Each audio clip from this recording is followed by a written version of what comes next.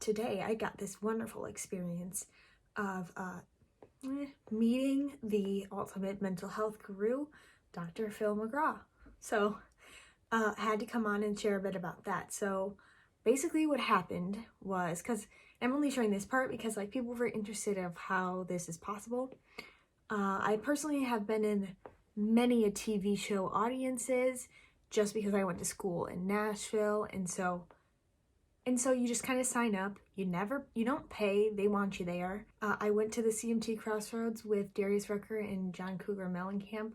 Let me just say, John Cougar Mellencamp is not a nice guy. He's not respectful. In fact, actually, I was going to say in my opinion, he just decided to not know any of Darius Rucker's songs. It was bad. Anyway, so for this one, I think I got an ad on maybe YouTube because it's official. I watch Dr. Phil on YouTube very much. I've seen all of I like to do like most popular to least popular and start there. And I always say that watching Dr. Phil is my guilty pleasure. So apparently, all the cookies on my phone, they knew that I would be a great candidate for being an audience member. So they put an ad on my phone and I was like, oh yeah, I'll check it out. And so it took me to this website and it said, sign up to be in Dr. Phil's virtual audience. He is now filming season 19, I think. And I said, what the hell? That'd be cool. So I put in my information, forgot about it, and like a month later, I got an email from the audience coordinator who was like, hey, what's up? Like, I'm from Dr. Phil and like all this stuff. And he's like, this is not your confirmation, but send me back this information and we might confirm you. And I was like, so I told everyone I knew, even though it said it wasn't a confirmation. But like, that thing about manifesting, like just act like it's happened and it will happen. Dress for the job you want. And you'll get told everyone on my Instagram. So another thing, if you're not on my Instagram, you missed that. But lost my train of thought. Emailed the dude back and I said, I'm, first of all, not the best comm happening in the email, but I sent back the questions that were clear questions that he was asking. He missed one being clear question. All right, so I was like, cool, sweet. I'm going to Dr. Phil, everyone. Tell everyone I know. Then, sitting in my office one day, I think I had like a call or something like that. My mom happened to be in this room with me. Very an odd thing to have happen. But look at my phone and it says, I don't know if it said Hollywood, CA, or if it said Los Angeles, LA. But I was like, yeah, I better answer this one. I don't usually answer my phone. Said, hey, it's Molly. I knew it was going to be them. I didn't know. I just knew it. And because the manifesting. So I answered up my phone. I was like, hey, Michael. What's his name? And it's like, hey, it's Michael from Dr. Phil Show. And I was like, hey, how you doing? And I'm just like really cool because, having lived in Nashville, I know all the celebrities. And I've had coffee with the celebrities. What's his name? Kip Moore. Is that who it was? Yeah, like Brett Eldridge. Like they just get the coffees all around there. Anyway, Tom Sprint went to my church. So, it's fine. So anyway, not a super fangirl. So I was playing it really cool with Michael. Okay, this is taking a really long time to get to the actual event. What the hell, that's okay. You just put this on in the background as like, like when you watch crap TV? This can be that for you, this YouTube video. So, Michael got me set up. He said, you didn't answer what day? And I was like, I didn't want to say you write a poor email. So I didn't say that. Instead, I chose a day. Then I chose a day. Then I had my orientation. It was interesting. You have to use a computer. You can't use your phone. You have to use headphones. Plug in your headphones. They made a humongous deal out of that. At orientation, there were so many echoes. And they were like, yeah, you gotta put your headphones in, or like it'll like hear you and then it'll hear you back, like feedback. And gotta have like a white, or not white, but a plain back wall. It took a very long time, was very stressful for me to try to find a blank wall. It took a very long time. I was very stressed. My mom will attest to that.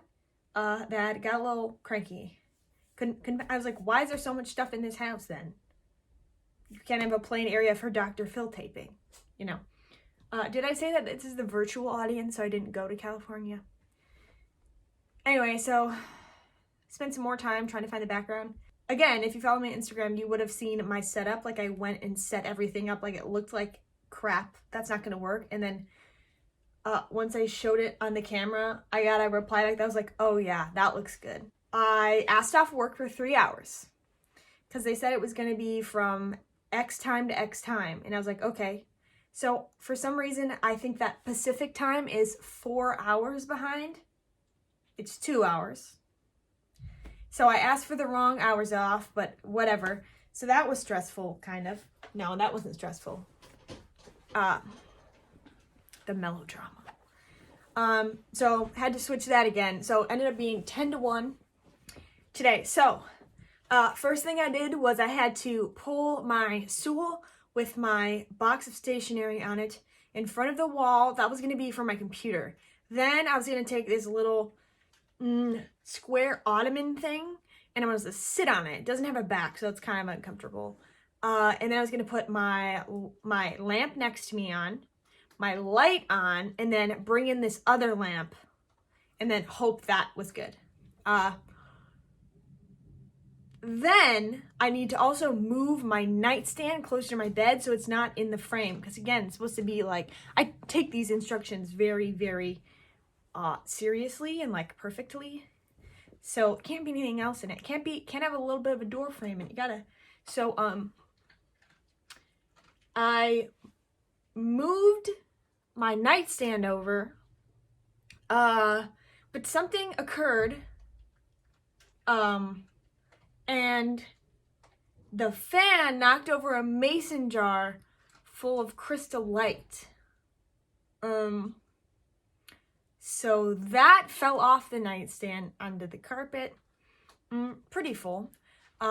Just went all over, knocked over my pills, knocked over this huge container of gasoline. It's like literally a gallon's worth. Went onto my power strip. Good times. Yeah, all of them were like plugged in. There's like 8 of them onto the power strip. And then, wouldn't you know, right on my laptop, which was sitting on the floor, and just, that's the main place it got. So I said, no, not today. And I ran to get a towel, and I made sure not to get a white towel. And I got a purple towel, and I tried to mop it up. And I said, phew, that was close. Hopefully the power strip still works in case I would need to charge my laptops during my Dr. Phil taping. So anyway, then comes the Dr. Phil taping. It's pretty interesting. My earbuds are very uncomfortable. But they're very, I can't stress to you the earbuds thing. Like, they're like, you need to have headphones or earbuds. You can't just listen from out of your device. You have to have something that plugs in, or you can do Bluetooth or anything. But yeah, but I was all good, and like in my orientation, everyone else was really like sucking up all the time because they didn't have their headphones, or their headphones like broke during the middle of a 10-minute orientation. I don't know, it doesn't make sense to me. But I was good to go, and I don't even like the headphones, but that's beside the point. And so I was just watching along, and Dr. Phil comes out.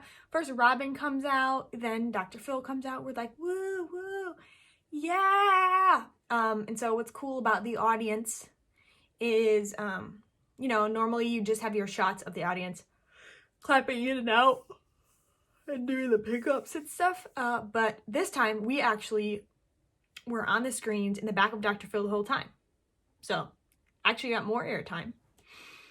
And let's see, what was I talking Oh yeah, Dr. Phil came out. The guest came out, and here's what a weird thing about the guest. I really hoped it was going to be a really good one.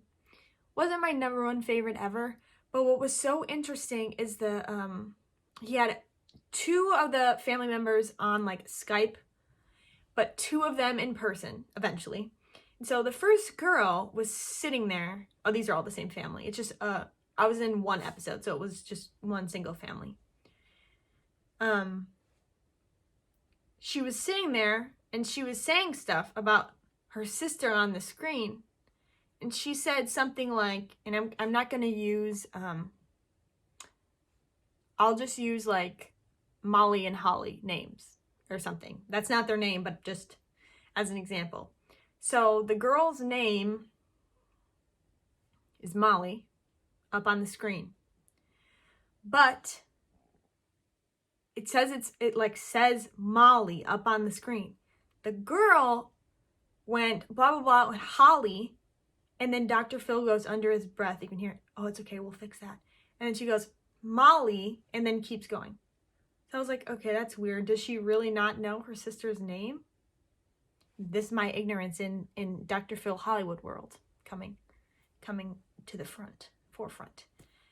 And throughout the episode, the mom and Dr. Phil kept calling the girl Molly. It said, and when they showed the text messages on the screen, it said Molly with her picture. But the girl, the sister, kept calling the girl Holly. And that's when I realized they wanted her name changed for the show. The sisters couldn't remember that because she probably talks to her sister all the time. And so it's weird to call someone not by their name, by a different name, actually. And so that was weird. Then, this point, I'm probably about an hour into the show. Just chilling. My ears are like really sore because my headphones are crappy. But you have to have them in because God forbid. So then what happened though is the audio went out. And I said in my head, no, that's unfortunate. Because then I spent probably 20 minutes watching the episode unfold, but not hearing anything. And why they really want a virtual audience is to get these natural reactions from them. So couldn't really provide a reaction, but I will say he smiled at one point, did some weird hand gesture, and I said, I think that was supposed to be funny. So I laughed at that, so we'll see if that makes it in. And then otherwise, I was just kind of like, throughout that part, although, and I'll give it to myself, I did great the first half, so I think I'll be in it there. And they can even use clips of me from the beginning in this end part when my audio got cut up, but I was like, did everyone else's audio also get cut off? So I was like unplugging and replugging in my headphones, and I was like, oh my God, please don't catch me, don't yell at me. I literally got my over-the-ear Bluetooth headphones, hooked them up to my computer and turned them all the way up, and I couldn't hear them. I went to YouTube on my browser, which you're not supposed to be going on other places because your eyes get all flickery. I was like, well, I'll go to YouTube and see if the audio works. It doesn't work. It says audio renderer error. Just think about that phrase for a second. Audio renderer error. Audio renderer error. They never thought, oh, someone's going to say that out loud because it's very hard. Renderer error. Renderer error. Renderer error. Renderer error. Renderer error. Error. So, had a renderer error. Said, I have no clue what that meant. So, I looked it up and they're like, restart your computer. And I'm like, well, excuse me, I'm in the middle of a Dr. Phil TV filming in which I will be, on TV, starting my Hollywood career. And you say you want me to restart that would mean that I would leave the show. That seems very risky. So that wasn't an option. So I was like, okay, what else? Without restarting computer. Okay. This one said, do something in your system preferences settings. So I did that. Failed. What else did they say? I They said if you take out your headphones and put them back in, it can fix it. You know, and by that time I've done it 15 times. I've turned it up, I've turned it down. I've tried to be really discreet about it. Like when I was putting the over the ear ones toward my ear, I was all like kind of, but yeah, no, I couldn't hear anything. And what I eventually did was open another window, bring up my email with a link to get into the Dr. Phil show, click it, and I was able to get in again, like as another audience member. So I had 2 running on my computer, and I was like, okay, so the link still works to get in. So I said, I guess I'll just close out of them and restart it. So I did. I restarted my entire computer and rebooted it. That's what restart means. And when I brought it back up, I was able to get back into the show. Oh, I forgot to say. So that was most of the end of, like 20 minutes of the end of the show. I couldn't hear anything. So I was just like making up reactions as they go. They're like, oh, like, you know, my mother, she molested me. And I was like, that's not what I meant. I didn't know what was happening. So I was laughing in hopes that I matched the reaction of, you know, so. Then what happened was, it was legitimately the end of the episode. So he had walked out, the people had walked out, we had closed it out, and he comes back out and he starts talking to us, the virtual audience. And I said, well, this really sucks right now because I don't know what he's saying. And he probably addressed me personally. You know, he probably called me out like, you, Wayne, what's your name? I was just like,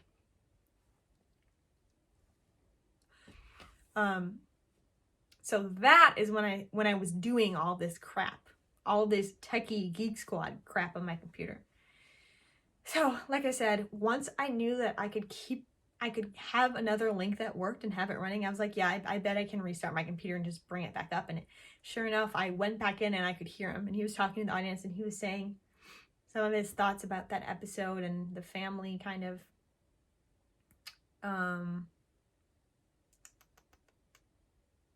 so, and then they did a very short different segment that will be in a different episode.